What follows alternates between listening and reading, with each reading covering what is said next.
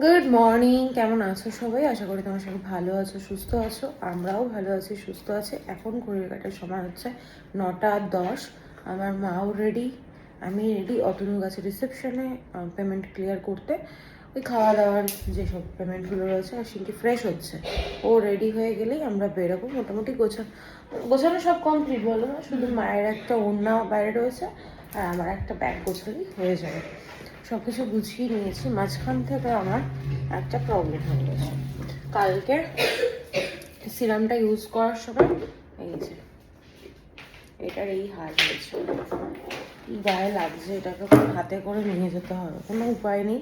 কালকে অনেক চেষ্টা করলাম ওরা ঠিক করার, বাট হচ্ছে না। উল্টে আমার সিরামের ড্রপগুলো নষ্ট হচ্ছিলো, ওই জন্য আমি আর এটাকে ঠিক করার চেষ্টা আর করিনি।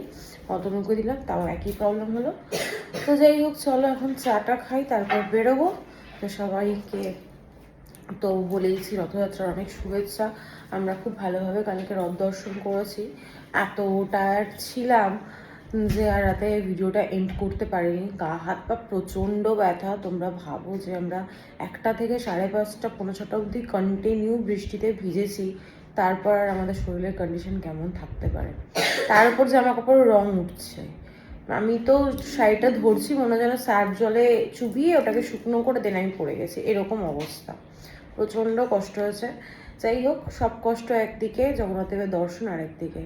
তো সবাইকে ভালো রাখুক, সুস্থ রাখুক, এই প্রার্থনাই করি। আর কিছু চাওয়ার নেই। তো গুড মর্নিং। Good morning. চলো পরে দেখা হচ্ছে। তুমি হাসো, ওইরকমই করে সবসময়, ভাল লাগে না আমার।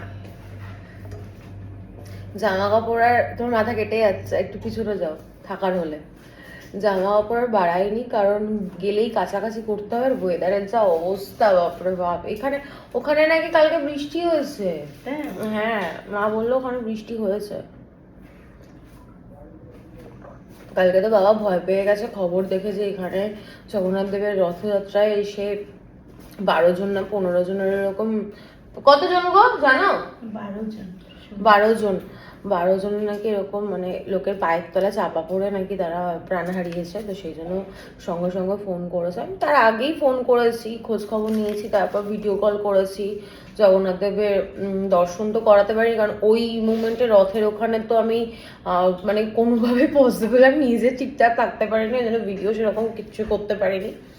কিন্তু ভিডিও কল করে তো রথযাত্রাটা আমি দেখাতে পারিনি, কিন্তু জগন্নাথ দেবের মন্দিরের দর্শন আমি করিয়েছি। তো যাই হোক, যেটুকু হোক, জগন্নাথ দেব তো ওখানেই থাকে। তো যেটুকু পেরেছি চেষ্টা করেছি, কিন্তু যেখানে আমরা দাঁড়িয়ে রথের জন্য দাঁড়িয়েছিলাম যে একটু মানে দড়িটা ধরবো, সেই জায়গায় দাঁড়িয়ে আমার পক্ষে কোনোভাবেই সম্ভব ছিল না যে ভিডিও কল করবো। ফোন বের করে ভিডিও করাটাই হচ্ছে ভীষণ চাপের। আর অ্যাকচুয়ালি কি বলতো, এইরকম আমাদের মতো মানুষের জন্যই এখন ভিড়টা অনেক বেশি বাড়ছে। আসবো ভিডিও করবো, কিন্তু আমরা কিন্তু ভিডিও করার জন্য এখানে আসিনি। আমাদের অনেক দিনের ইচ্ছে ছিল যে এখানে রথযাত্রায় আসবো। আর বিশেষ করে এখন মায়ের তো শরীরটা খারাপ, তোমরা সবাই জানো। তো জগন্নাথ দেবের কৃপায় যাতে সব ঠিকঠাক হয়ে যায়, সেই জন্যই আমাদের আশা। আর আমার মা তো হুট করে এসছে, আমার মায়ের কোনো প্ল্যানিং ছিল না। কারণ একটা রুম নেওয়া হয়েছে, তোমরা তো দেখতেই পাচ্ছ, মা সোফায় শুচ্ছে বলতে শুয়েছে। তো মায়ের কোনো অসুবিধা হয়নি, বলো মা?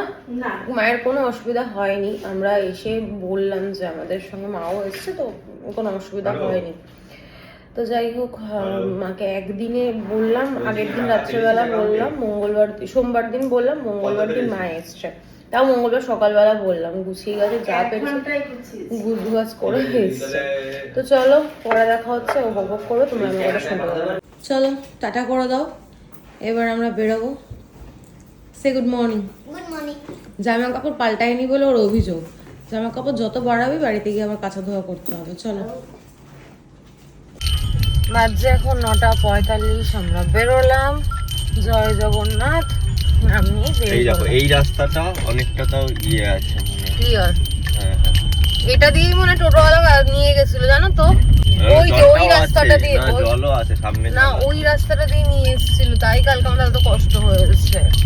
নতুন টোটোওয়ালা তো, একবার এক একজন যাচ্ছে, সবাই তো আর সবকিছু চেনে জানে না। আর এবার আমাদের হোটেলটা অনেকটা ভিতরে, মন্দিরের থেকেও ভিতরে ছিল, বিচের থেকেও ভেতরে ছিল। যাই হোক, আমাদের থাকাটা ভালো হয়েছে, রুমটা ভালো পেয়েছি, ব্যাস আর কি। পুরীতে এসে যদি সমুদ্রই না দেখলাম তাহলে কি আর পুরী ঘোরা কমপ্লিট হয়? ভালো লাগছে বলো? এখন আবার বৃষ্টিটা কমে গেছে। না বাবা আর জলে পা দেবো না, এখান থেকেই দেখো। এখনো বৃষ্টি পড়ছে, ঘুরে ঘুরে বৃষ্টি পড়ে যাচ্ছে, ওয়েদার ভালো না। তা ভাবলাম বাড়ি যখন চলেই যাচ্ছে একটু সমুদ্র দেখেই যাই। পুরীতে যখন ঘুরতে এসেছি, সমুদ্র যদি না দেখি ঘোরাটা ইনকমপ্লিট থাকবে। তাই জন্য আসলাম, অতনও নামেনি, এই যে বাড়িতেই হয়েছে। চলো এবার বেরোই। ব্রেকফাস্টে অমলেট, মা খাচ্ছে লুচি, লুচি দিয়েছি আর এর অলরেডি খাওয়া হয়ে গেছে। মা বললো তরমুজটা খুব মিষ্টি। মিষ্টি কত নিল একটা গোটা? একটু কমই তো নিল। আমরা তো কতটা পার করে এসেছি, কত লম্বা জ্যাম। এটা কি আজকে এখানেই দাঁড়াবে? হ্যাঁ, এই সাইডে দাঁড়িয়ে আছে। ফাঁকা হলে তারপর যাবে, সাইডে দাঁড়িয়ে গেছে। কি অবস্থা, এখানে একটা বিশাল বড় অ্যাক্সিডেন্ট হয়ে গেছে, দুজন স্পট ডেড। এই হচ্ছে আমাদের দুপুরের লাঞ্চ। আমি মাছ নিয়েছি। এটা কি দিয়েছে? এটা কি মা? চাটনি, ডাল, তরকারি, ভাজা। কি করছো? এখন বাজে 6:19। আমরা দাঁড়ালাম ঘোষটা হোটেলেই লেখা। আমরা এতদিন শুধু কেবিন কেবিন বলতাম। যাই হোক, অতনু গেছে যেখানে দেখা যাচ্ছে কি ওই যে চা আনতে, চা খাবো। এখানে সবাই চা খেতেই দাঁড়ায়। হ্যাঁ বল। হ্যালো, হ্যাঁ দিদি, ওই দাদাকে দিয়ে অনির্বাণ মানে 17 ওটা তো পুকুরটা। আমি তো জানি না বাবা, তোর দাদা তো একটুখানি বেরিয়েছে, মানে চা আনতে গেছে। আসুক, আমি ফোন করতে বলি। 2 ঠিক আছে মিনিট দিদি, পরই ঠিক আছে। ফোন করতে বলছে। হ্যাঁ, ঠিক আছে দিদি। আমাদের তো পকোড়াটা দিয়ে গেল। আমার চোখ মুখের যে অবস্থা, চুলটা পুরো পাগলের মতো হয়ে রয়েছে। এখন এই বেসিন থেকে চোখে মুখে জল দিয়ে আসতে হবে। না না, ওর অসুবিধা হচ্ছে না তো, চা নিয়ে আসছে মনে হয়।